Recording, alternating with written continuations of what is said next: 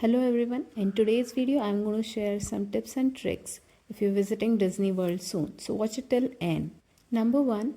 Book or reserve your park entry in advance as it gets full even though you have park tickets. Number 2. Keep one day each to visit a park as it gets tiring at the end of the day. Number 3. Plan to stay inside the Disney World resorts as the guests staying inside the Disney World resort get early entry to the parks. Number 4.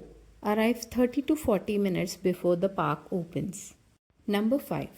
Install My Disney Experience app and link it with your park reservation. Number 6. You need park hopper ticket to ride the Hogwarts Express. Number 7. You can get a free Disney Celebrations button if you're celebrating a special event. You can collect it from guest relations. Number 8. Some rides are not included in Genie Plus like Guardians of Galaxy. Number 9. You can book lightning lanes for individual rides or attractions. Number 10. Virtual queues can be booked via My Disney Experience app for rides such as Guardians and Tron Light Cycle. Number 11.